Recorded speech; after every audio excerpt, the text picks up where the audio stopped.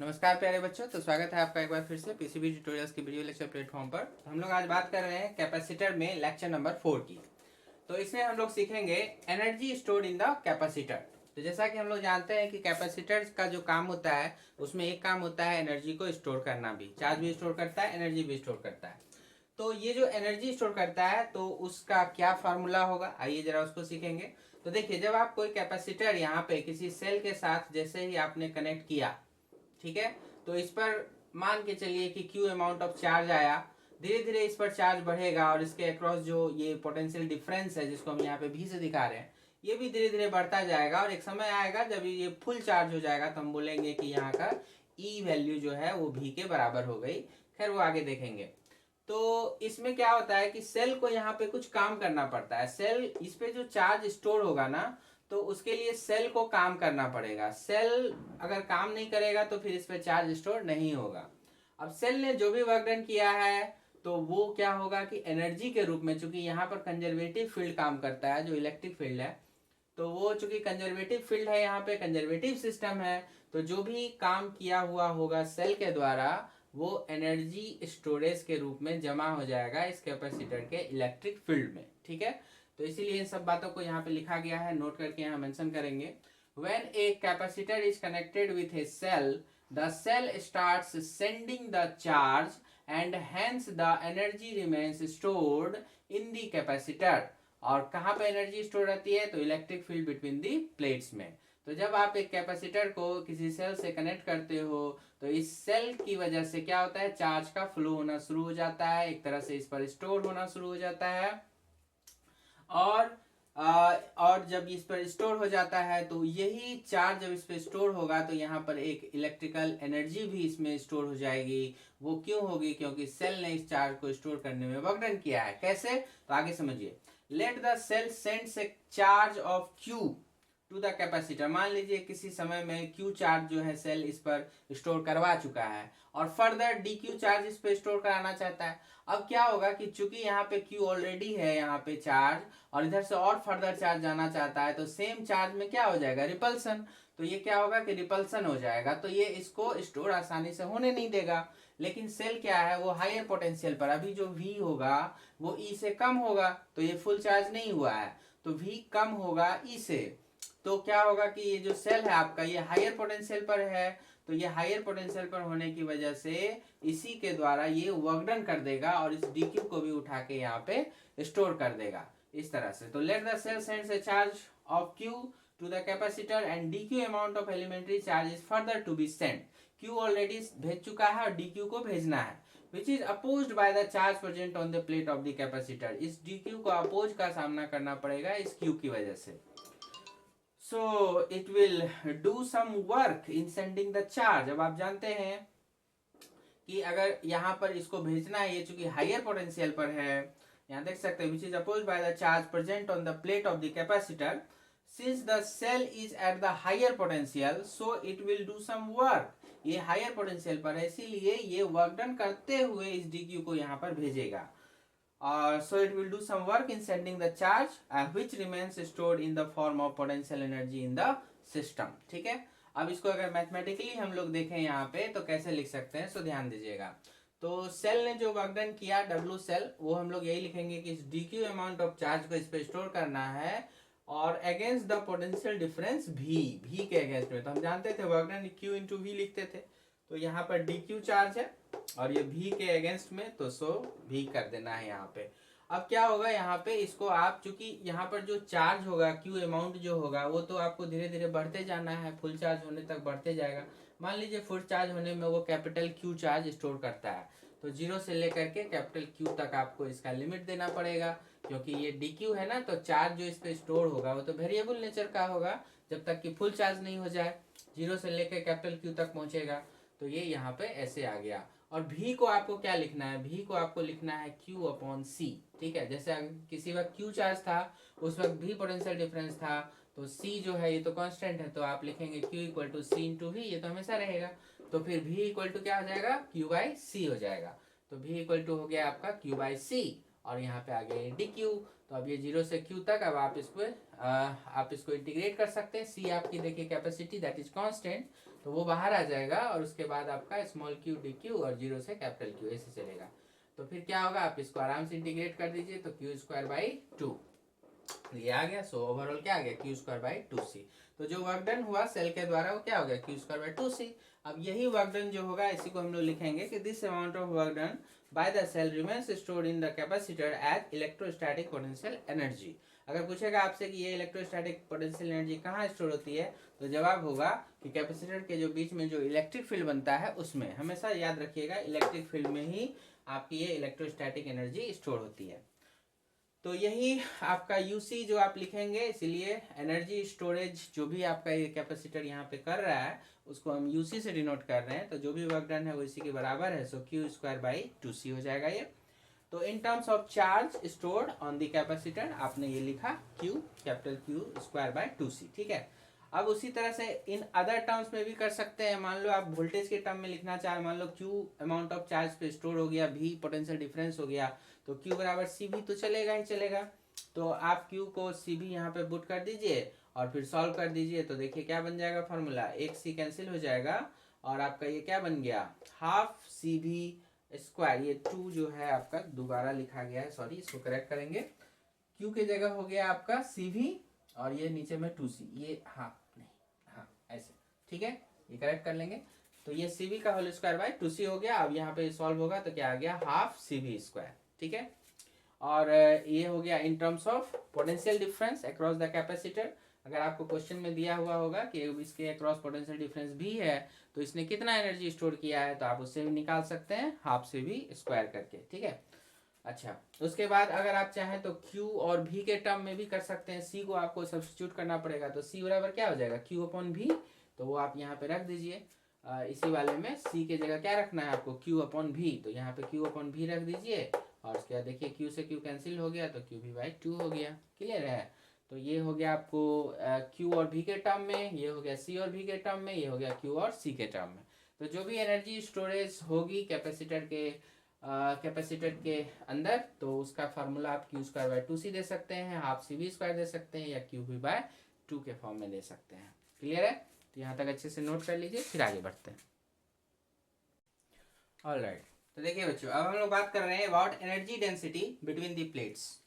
तो प्लेट के बीच में जो होती है, जैसा अब हम समझ गए कि भाई एनर्जी जमा होगी हाफ CV² की या q²/2c की, तो यहाँ पर वॉल्यूम भी मौजूद है।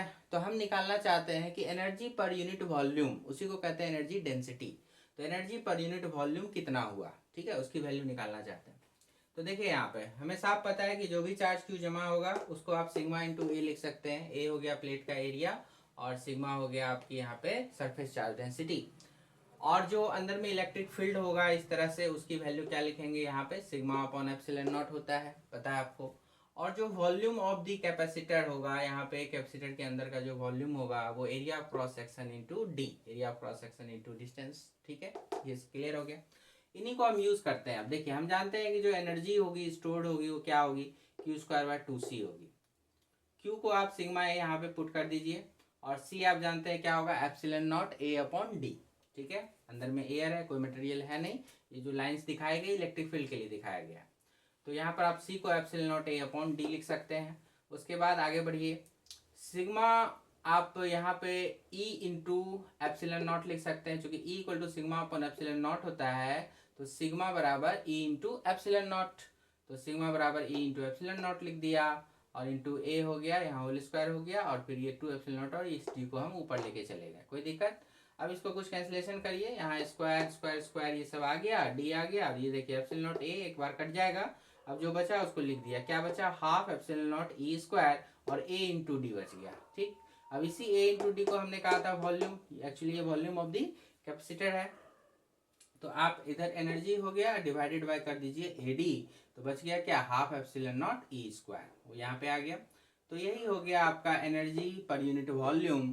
तो एनर्जी पर यूनिट वॉल्यूम आपका क्या जवाब हो गया, हाफ एप्सिलॉन नॉट E²। तो अगर इलेक्ट्रिक फील्ड के टर्म में हम दे रहे हैं जवाब, तो हाफ एप्सिलॉन नॉट E² दे सकते हैं, और आप चाहे तो सिग्मा के टर्म में भी दे सकते हैं जवाब। तो कैसे, तो देखिए आप ई की ई जानते हैं, sigma upon epsilon not, electric field sigma upon epsilon not है, तो उसकी वैल्यू रख दीजिए। सिग्मा अपॉन एप्सिलॉन नॉट जैसे ही आप वैल्यू रखेंगे स्क्वायर कर दीजिए, तो यहाँ पर देखिए एक एप्सिलॉन नॉट जो नीचे में है वो भी स्क्वायर हो गया, वो इससे कैंसिल होगा, यहाँ पे ये कैंसिल होगा, तो एक बार बचेगा sigma square by epsilon naught, तो sigma square by 2 epsilon naught ये आपको आ जाएगा। तो वही चीज़ यहाँ पे लिखा हुआ है, ठीक है। तो यही चीज़ हो गया इलेक्ट्रोस्टैटिक एनर्जी डेंसिटी, ठीक। अब यहाँ पे क्या देखते हैं हम लोग कि थोड़ा सा आप इसके डायमेंशन को थोड़ा एनालाइज कीजिए। ऊपर एनर्जी है, नीचे वॉल्यूम है, तो एनर्जी अपॉन वॉल्यूम का डायमेंशन अगर आप देखिएगा तो यहाँ देखिए एनर्जी का डायमेंशन mL2T-2 और वॉल्यूम हो जाता है L3। तो इनको एक साथ देखेंगे क्या हो जाएगा, mL इनवर्स T इनवर्स 2। और ये जो आपका डायमेंशन है this is same as pressure. क्यों, तो देखिए प्रेशर होता था फोर्स अपॉन एरिया, फोर्स का डायमेंशन आप लिखिए mL_T-2, एरिया का डायमेंशन लिखिए L2, और इसको एक साथ जब रखिए तो क्या आ गया mL इनवर्स T इनवर्स 2। तो देख सकते हैं मैच कर रहा है, so this is same as pressure.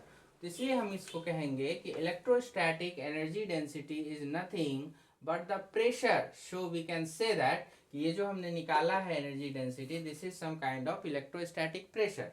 So electrostatic pressure between the plates of the capacitor हम लिख सकते हैं sigma square by 2 epsilon naught या फिर half epsilon naught E square. Energy जो डेंसिटी है, energy density this is also known as electrostatic pressure. और elementary calculation करने के लिए यही चीज d u by d v को आप लिखेंगे half epsilon naught E square, ठीक है। जब एलिमेंट्री कैलकुलेशन करना होगा, एनर्जी निकालना होगा, तो हम लोग इसको यूज कर सकते हैं। अभी देखेंगे हम लोग एक एग्जाम्पल के थ्रू, ये एलिमेंट्री कैलकुलेशन के लिए वैलिड होगा। तो आई होप कि आपको ये एनर्जी डेंसिटी समझ में आया होगा। ये फॉर्मूला अच्छे से याद रखेंगे, कभी कभी डायरेक्ट ऑप्शन रहता है, पूछता है। चलिए आगे बढ़ते हैं। आइए बच्चों इसको देखते हैं, वेरी इंटरेस्टिंग। कहता है कि एक स्फेयर है रेडियस आर का, तो हम लोग एक स्फेयर बनाते हैं, इसका रेडियस कैपिटल आर हो गया, ठीक है। अब कहता है uniformly charge with total charge Q, तो इसके अंदर पूरी तरह से सब जगह चार्ज है, मान के चलिए टोटल चार्ज क्या है, क्यू है, ठीक है। तो इसको अगर दिखाना चाहे तो हल्का फुल्का चलिए इस तरह से हम दिखा सकते हैं, यूनिफॉर्मली चार्ज है और टोटल चार्ज की वैल्यू क्या हो गई है, capital Q. Total charge capital Q है।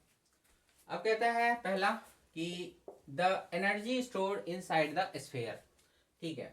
हम जानते हैं कि इस केस में क्या होगा कि अंदर में भी चूंकि इलेक्ट्रिक फील्ड मौजूद होता है, तो उसमें भी आपकी एनर्जी जो होगी यहाँ पे स्टोर होगी। तो उसको कैसे निकालेंगे, तो जाहिर सी बात है यहाँ पर आपको एलिमेंट्री कैलकुलेशन करना पड़ेगा, और इसमें वही इलेक्ट्रोस्टैटिक पोटेंशियल एनर्जी निकलेगी, जो फार्मूला आपने इलेक्ट्रोस्टैट में पढ़ा हुआ है 1/4πε0 Q1 Q2 बाई आर, इस तरह का कुछ लगेगा। देखिए तो इसमें करते क्या है हम लोग, x डिस्टेंस पर dx थिकनेस का, ध्यान से सुनिएगा, x डिस्टेंस पर dx थिकनेस का एक एलिमेंट कंसिडर करते हैं, ठीक है। और यहां पर जो ये x डिस्टेंस का ऑलरेडी एक स्फीयर अंदर में बना हुआ है, उसके अंदर जो चार्ज होगा उसके बीच, और ये जो dx थिकनेस का हम लोगों ने यहाँ पे एलिमेंट्री सेक्शन लिया है, इसके अंदर जो चार्ज है उसके बीच, उन दोनों के बीच एक पोटेंशियल एनर्जी आएगी, उसको कहेंगे एलिमेंट्री पोटेंशियल एनर्जी। तो पहला सॉल्व हो रहा है एलिमेंट्री पोटेंशियल एनर्जी, जिसको डी कहा जा रहा है, और वो आएगा आपका 1/4πε0 Q1 Q2 बाई आर। तो Q1 की जगह हो जाएगा जो अंदर में x रेडियस का आपका चार्ज बनेगा वो, तो वो कितना बनेगा, तो चार्ज डेंसिटी Q/4/3πr/Q और इनटू अंदर का वॉल्यूम 4/3πx3, ठीक है। ये हो गया आपका, ये जो x रेडियस का स्फीयर बना उसके अंदर का चार्ज हो गया ये वाला, ये हो गई चार्ज डेंसिटी और ये वॉल्यूम। उसके बाद ये जगह ले लेगा Q1 का, Q2 का जगह कौन लेगा कि ये वाले में सेक्शन में जितना भी एलिमेंट्री चार्ज आया हुआ है वो, तो वो कितना है, तो आपका वॉल्यूम तो यही रहेगा चार्ज डेंसिटी, और अब इसकी वॉल्यूम, तो इसकी वॉल्यूम हम लोग लिखेंगे 4πx² इंटू dx, ठीक है। सरफेस एरिया इनटू थिकनेस, वो उसकी वॉल्यूम हो जाएगी एलिमेंट्री सेक्शन की। तो ये वाला हो गया Q2 का काम करेगा। And divided by distance between them, तो ये अंदर का सारा चार्ज तो सेंटर पे माना जाएगा, इसलिए डिस्टेंस x के रूप में काउंट हो जाएगा। ठीक है, तो अगर आप इसी को इंटीग्रेट कर देते हो with in the proper limits, कहाँ से कहाँ तक आपको इंटीग्रेट करना है, तो आप देख सकते हैं dx है तो 0 से आप कैपिटल R तक चले जाएंगे तो पूरा का पूरा हो जाएगा। ठीक है, तो ये चीज में से देख लें अब हम लोग कि कैलकुलेशन करने पर किस तरह से होता है। तो आप देख सकते हैं 4/3 पाई, इस तरह से यहाँ पर आप कैंसिल कर लो। 4/3 यहाँ का 3 बचेगा आपका, यहाँ पर सिर्फ 4 पाई कैंसिल होगा। तो 4/3 पाई था तो यहाँ पे सिर्फ 4 पाई आपका कैंसिल होगा, रेस्ट बच रहा है। तो हमें इंटीग्रेशन के बाहर किसको किसको रखना है, 1/4 पाई एप्सिलॉन नॉट बाहर आ जाएगा, Q जो है वो Q² के रूप में आ जाएगा, डिवाइडेड बाय RQ, और यहाँ पर भी RQ है तो R⁶ बाहर आ जाएगा, और ये 3 हमारा ऊपर चला जाएगा। सो यहाँ पर 3 हम रख सकते हैं, 3Q²। अच्छा, और अंदर में क्या बच गया, x³ एंड 2 5, उसमें से एक कम कर दीजिए तो x⁴। ठीक है, और dx, तो x वाले टर्म इंटीग्रेट होंगे with in the limits 0 to capital R। ठीक है, आराम से देख लीजिएगा, खुद से भी करके आ जाएगा इतना। और अब आप इसको आराम से सॉल्व कर सकते हैं। तो ये हो गया आपका 1/4 पाई epsilon not into 3Q² R⁶ into ये वाला सॉल्व होगा तो R⁵/5। ठीक है, लिमिट रखने पर आराम से आ जाएगा। सो यहाँ पर ये कैंसिल हो जाएगा, एक R नीचे बच जाएगा। ठीक है, तो ये आ गया 3Q² डिवाइडेड बाय ये 5 4 कर दीजिए, सो 20 pi epsilon naught and capital R। ठीक है, तो 3Q² 20 pi epsilon naught R हो गया। तो this is the value for energy store inside the sphere. ठीक है, तो आप कह सकते हो यहाँ पे इनसाइड एनर्जी की जो वैल्यू आएगी 3Q² 20 टाइम्स पाई एप्सिलॉन नॉट R। तो कभी कभी आपको एग्जाम में डायरेक्ट ये फॉर्मूले के रूप में पूछ सकता है, इसे आप याद रखिएगा। ठीक है, नेक्स्ट दूसरा क्या कहा आपको, कहता है the energy store outside the sphere. देखिए आउटसाइड द स्फीयर में भी यहाँ पर अगर हम बात करें तो यहाँ भी इलेक्ट्रिक फील्ड मौजूद है, तो उसमें भी एनर्जी स्टोर्ड होगी। तो फिर वही काम करना है आपको, इस बार जो आपका एलिमेंट्री सेक्शन होगा वो इस तरह से बाहर चलेगा, ऐसे करके पूरा मिलेंगे इस तरह से। ठीक है, तो वो पूरा में लेंगे तो उस पर बात करते हैं हम लोग डिटेल में, यहाँ तक नोट कर लीजिए, फिर उस पर भी बात करते हैं। तो देखिए बच्चों, तो यहाँ पर हमको outside the sphere total energy निकालनी है। तो हमने कोई भी आउटसाइड द स्फीयर जो है ये एलिमेंट्री सेक्शन आपको ये कंसिडर किया, इस तरह का एक एलिमेंट्री वॉल्यूम जो x डिस्टेंस पर है dx थिकनेस के साथ है। ठीक है, अभी यहाँ पर हम लोग जानते हैं कि एनर्जी डेंसिटी वाला फार्मूला जो था du/dv वो हाफ एप्सिलॉन नॉट E² आता था। तो एलिमेंट्री कैलकुलेशन के लिए हम लोग इस dv को यहाँ पे रखते हैं, सो आ गया half epsilon not E² dv। अब यहाँ पर जो इलेक्ट्रिक फील्ड की वैल्यू आएगी उसको आपको लिखना है, जो इसी चार्ज की वजह से आएगी। तो ये चूंकि स्फीयर है और बाहर का पोजिशन है, तो आपको पता है कि ये सारा चार्ज कहाँ जाएगा, सेंटर पर। तो कितनी वैल्यू हो जाएगी, 1/4 पाई epsilon not into Q by point charge की तरह बिहेव करेगा, Q बाय डिस्टेंस का स्क्वायर जो कि x है, तो x का स्क्वायर हो जाएगा। तो ये आपको यहाँ से यहाँ तक हो गया कैपिटल E। ठीक है, और dv एलिमेंट्री वॉल्यूम, तो वॉल्यूम का तो वही है 4 पाई x² इंटू dx। क्लियर है, अब इसी को हमको क्या करना है, ये हो गया हमारा एलिमेंट्री। इसी को अगर हम लोग इंटीग्रेट कर देंगे कहाँ से कहाँ तक के लिए, तो बाहर से रखना है ना, तो कैपिटल R से लेकर के कहाँ तक, इन्फिनिटी तक। तो कैपिटल R से जब हम लोग इन्फिनिटी तक कर देंगे तो ये बन जाएगा U, तो du हो जाएगा। और इसमें अब देख लीजिए क्या क्या कैंसिल होगा और उसके बाद क्या क्या बचेगा, तो इसको हम लोग करते हैं। ऑलराइट बच्चों, तो देखिए हमने यहाँ पर कर डाला कि u equal to integration of du, और उसके बाद आपका ये सब जो कैलकुलेशन यहाँ पर आप करेंगे तो आप देखेंगे कि देखिए यहाँ पे स्क्वायर लगा हुआ है, सो ये Q² तो रहेगा, और यहाँ स्क्वायर होगा ना, तो ये देखिए 4 पाई एप्सिलॉन नॉट का स्क्वायर आएगा। तो एप्सिलॉन नॉट का स्क्वायर आएगा तो यहाँ पर एक एप्सिलॉन नॉट है, तो एक एप्सिलॉन नॉट बचेगा, वो हमने लिख दिया। 4 पाई का स्क्वायर आएगा और एक 4 पाई यहाँ पर है, तो एक 4 पाई कट जाएगा, तो एक 4 पाई बचेगा। तो वो एक 4 पाई और ये 2 मिलके क्या हो जाएगा 8 पाई। ठीक है, तो 8 पाई एप्सिलॉन नॉट यहाँ पे बच जाएगा। और यहाँ देखिए एक्स के मामले में देखिए यहाँ पे एक्स की पावर 4 होगा और यहाँ पे ऊपर में एक्स स्क्वायर है, तो कैंसिल होकर क्या होगा एक्स स्क्वायर बचेगा, तो एक्स स्क्वायर आ गया और बाकी आपका dx आएगा। तो आप भी करके इसको देख सकते हैं। बाकी लिमिट जैसा हमने कहा कि r से लेकर के इन्फिनिटी, क्योंकि बाहर वाला स्टोर होना है, तो r से इन्फिनिटी। तो अभी इसमें से जो कांस्टेंट था Q square by 8 pi epsilon naught, ये सब बाहर निकाल लीजिए और आपका r से इन्फिनिटी आपका इस तरह से आ गया। अब इंटीग्रेशन ऑफ 1/x² आपने पता है, ये -1/x होता है और r से इन्फिनिटी आप लिमिट को रखेंगे और फिर माइनस है तो पहले r रख दीजिए यहाँ पे, तो 1/r फिर माइनस लगा के 1/इन्फिनिटी। तो आप देखिए 1/इन्फिनिटी तो 0 हो गया, तो क्या जवाब आ गया Q square by 8 pi epsilon naught r। तो उसी को यहाँ लिखा गया है कि आउटसाइड जो एनर्जी स्टोर होगी वो जाएगी Q square by 8 pi epsilon naught r। ठीक है, तो ये फॉर्मूला काफी काम का होता है, ये ध्यान रखिएगा एलिमेंट्री कैलकुलेशन के लिए, half epsilon naught E square into D. अच्छा, सो टोटल एनर्जी इन्वॉल्व तीसरा नंबर में जो आपको पूछा जा रहा था उसका जवाब क्या हो जाएगा, तो जो इनसाइड में है और प्लस आउटसाइड में। तो इनसाइड में हमने अभी निकाला हुआ था 3q² by 20 pi epsilon naught r और आउटसाइड में आ गया q² by 8 pi epsilon naught r। कभी कभी इनका रेशियो भी पूछ सकता है, तो आप डिवाइड करके रेशियो भी निकाल सकते हैं, नो प्रॉब्लम। बाकी इसको ऐड करके देखिएगा तो 11q² by 40 pi epsilon naught r आ जाता है। ठीक है, तो काफ़ी इंपॉर्टेंट क्वेश्चन है। तो कई बार आप टेस्ट सीरीज वगैरह में बैठते हो तो वहाँ पर आप जब क्वेश्चन को सॉल्व करोगे तो यहाँ पे डायरेक्ट ये सब ऑप्शंस वहाँ पे दिखाई देंगे। तो आप एक बार अच्छे से यहाँ सीख लिए हो तो इनको याद रखिएगा, तो वहाँ डायरेक्ट हिट कर सकते हैं। ठीक है, चलिए आगे देखते हैं। और इसी तरह से तो देखिए बच्चों, उसी तरह का सवाल है, find the energy stored inside the capacitor as shown in figure. एक स्फेरिकल कैपेसिटर दिया हुआ है और इसके अंदर हमको एनर्जी बतानी है। मतलब जैसे इसके अंदर यहाँ पे जो इलेक्ट्रिक फील्ड आएगा तो इसमें भी एनर्जी जमा होगी, उसी एनर्जी की बात की जा रही है। तो उसी तरह का प्रोसीजर होगा, हम लोग x पर dx एलिमेंट्री सेक्शन ले लेंगे, एलिमेंट्री वॉल्यूम।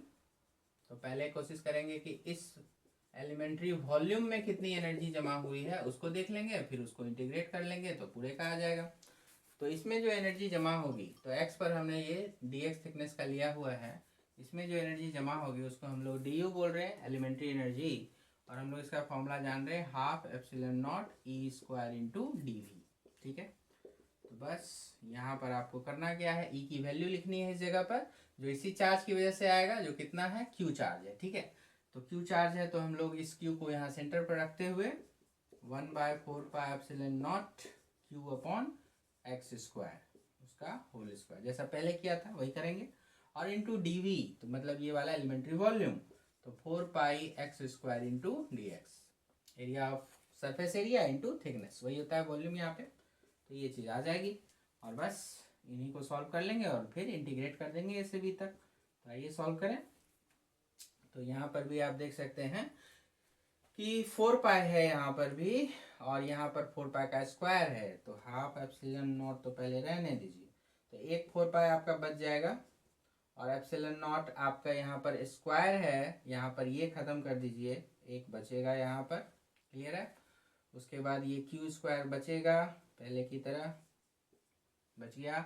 और एक्स स्क्वायर का मामला होगा तो यहाँ पर एक्स की पावर 4 आएगी, जो इससे कट के यहाँ पे नीचे में एक्स स्क्वायर आपका बच जाएगा और ये डी एक्स आपका यहाँ पे रहेगा। ठीक है, एक 4 पाई आपका कैंसिल हो चुका था, एक 4 पाई बचेगा, तो ये दोनों मिला करके हम लोग क्या लिख सकते हैं 8। तो ये हो गया आपका ये वैल्यू किसकी, डी यू की। ठीक है, अब ये डी यू का जब आ गया तो इसी को इंटीग्रेट कर देना है, तो इंटीग्रेट कर दीजिएगा तो क्या क्या बाहर आएगा, Q square 8 pi epsilon naught और D X by X square, ये से रह गया। लिमिट रख दीजिए, तो यहाँ पर ए से लेकर के बी के बीच में ही जाना है, एनर्जी वहीं स्टोर हो रही है, ए से बी के बीच में, इसी वॉल्यूम में हो रही है जो ए रेडियस से लेकर के बी रेडियस तक है। तो वो कर दिया एक्स की वैल्यू, और अब Q square by 8 pi epsilon naught और इसका 1/x हो जाता है। आप जानते हैं बी माइनस रहे तो क्या करना है, पहले नीचे वाले को रखिए फिर ऊपर वाला। ठीक है, तो होगा। चाहे तो ये आंसर कर लें या फिर एलसीएम ले लें, है ना, आपकी मर्जी। तो जैसा ऑप्शन होगा उस हिसाब से आप टिक कर सकते हैं। क्लियर है? तो ये फॉर्मूला जो है आपका एलिमेंट्री कैलकुलेशन के लिए काफ़ी हेल्पफुल होता है, तो ये ध्यान में रखिएगा। ऐसा एक आध और है, देखिए उसको। देखिए बच्चों, ऐसे सिचुएशन भी हो सकते हैं जैसे एक लीनियर चार्ज आपको दे देगा, लेमडा हो गया लीनियर चार्ज डेंसिटी, और बोलेगा कुछ आर डिस्टेंस पर एक छोटा सा क्यूब रखा हुआ है जिसका एक साइड का लेंथ ए है, तो आपको बताना है कि इस क्यूब के अंदर कितनी एनर्जी जमा हुई होगी। ठीक है, तो यही बात कह रहा है। तो यहाँ भी आपको वही काम करना होगा। D u by d v के बारे में आपको पता है, एनर्जी डेंसिटी के बारे में, तो वहीं से है half epsilon naught E square into d V. तो यहाँ पर अब अगर हमको ये कंडीशन दिया हुआ है कि जो आपका ये आर होगा यहाँ पे, सॉरी आर इज मच मतलब ये जो डिस्टेंस है अगर इस क्यूब की एज लेंथ से काफ़ी ज़्यादा बड़ा हो, जो मेडिकल में आपको इसी तरह की कंडीशन देते हैं, और इंजीनियरिंग होता है तो फिर ये ए जो होता है कंपेरेबल हो जाता है आर के, तो फिर उसमें भी एलिमेंट्री मेथड से हम लोग सॉल्व कर सकते हैं। लेकिन आपके हिसाब से आप यही समझिए कि ये आपको इसी तरह का देगा, R is much much greater than A. तो फिर हम क्या समझेंगे कि यहाँ पर जो इलेक्ट्रिक फील्ड होगा वो थ्रू आउट हम मान लेंगे कि कांस्टेंट ही रहेगा, और जब कांस्टेंट रहेगा तो फिर इंटीग्रेशन ऑफ डीवी जो होगा वो टोटल वॉल्यूम आप यहाँ पे काउंट कर सकते हैं। तो इसीलिए जो आपका यू बनेगा वो टोटल हाफ एप्सिलॉन नॉट, और जो ई की वैल्यू इस जगह पर आएगी तो वो क्या आएगी, तो लेमडा बाई टू। आप जानते हैं लीनियर चार्ज के केस में क्या आता है, lambda by 2 pi epsilon naught r आता है, तो वही चीज़ यहाँ पे रहेगा इसका स्क्वायर, और जो डीवी का इंटीग्रेशन करेंगे आप तो टोटल वॉल्यूम आ जाएगा। तो टोटल वॉल्यूम कितना है, ए क्यू है ना।